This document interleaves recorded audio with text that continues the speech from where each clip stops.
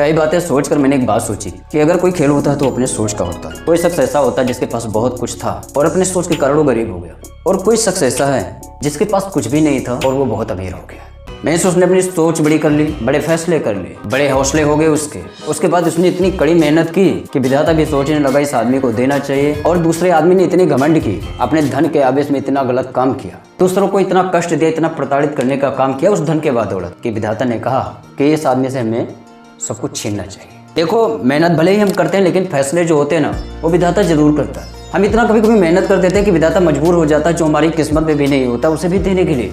और कभी कभी हम इतना गलत काम कर देते हैं ना कि विधाता भी छीन लेता है वो चीजें जो हमारी किस्मत में ऑलरेडी होती हैं। मैं एक कहानी सुनाता हूँ आपको। एक दिन महात्मा जी अपने चेले के साथ में जा रहे थे और रास्ते में चलते चलते उस चेले के पैर में चोट लग गई। चेले ने महात्मा जी से कहा कि प्रभु जी एक बात बताइए मुझे, हम लोग झूठ नहीं बोलते, किसी को तंग नहीं करते, सबसे प्रेम से बातें करते हैं, सबको ज्ञान की बातें भी बताते हैं, मगर देखिए ना, हम लोग कई दिनों तो भूखे रहते हैं, हमें हमारे पेट भरने तक का भोजन नहीं मिलता। कई लोग हमें डांट देते हैं कि तुम लोग पाखंडी हो, क्यों आते रहते हो गाँव में, और कई लोग तो उल्टा सीधा भी बोल देते हैं। और आज देखिए ना, आज हम लोग इतना नेक काम करके जा रहे थे और मेरे पैर में चोट लग गई, देखिए ब्लड बाहर आ रहा है। गुरु भगवान बहुत मुस्कुराए, उन्होंने कहा ठीक है, कोई बात नहीं। उसने कहा क्या कोई बात नहीं गुरुजी, पता है मुझे जहाँ चोट लगी ना, वहाँ एक पर शराबी पड़ा हुआ था और मैंने अपनी आंखों से देखा एक महाजन जो था वो अपने घोड़े से जा रहा था और उसकी एक पोटली गिरी जिसमें बहुत सारे हीरे, जवाहरात, सोने और चांदी और असरफियों से वो पोटली पूरी तरह से भरी हुई थी। शराबी वहाँ पर पड़ा हुआ था, शराब पीकर मदमस्त था और उसको वो पोटली मिल गई। आप बताइए अच्छा कौन है? वो इतने कर्म करता है फिर भी परमात्मा उसकी मदद करता है, और हम लोग इतने धर्मपूर्वक कर्म करते हैं फिर भी हमें दुखी रखता है। मुझे बातें समझ में नहीं आती गुरुजी।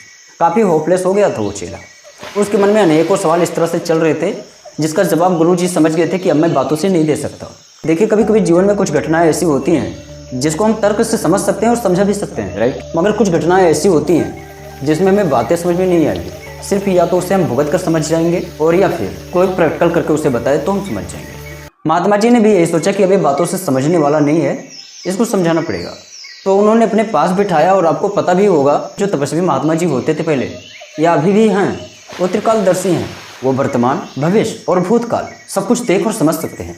उन्होंने अपने शिष्य के सर पर हाथ रखा और उसको त्रिकालदर्शी अपनी तरह बनाकर उन्होंने दिखाया कि देखो दोनों की किस्मत में क्या क्या था। ये जो शराबी एक पोटली में आज खुश है, ये आज के दिन राजा बनने वाला था। इस पर चेले ने कहा हाँ गुरुजी, ये तो मैं देख रहा हूँ। और फिर गुरुजी ने कहा कि देखो ये जो तुम्हें आज चोट लगी तुम्हारे नाखून में और ब्लड बह रहा है, एक्चुअल में तुम्हें आज फांसी लगनी थी। महात्मा जी ने कहा हाँ गुरुजी, मैंने ये भी देखा। उन्होंने कहा बताइए परमात्मा का फैसला कैसा हुआ?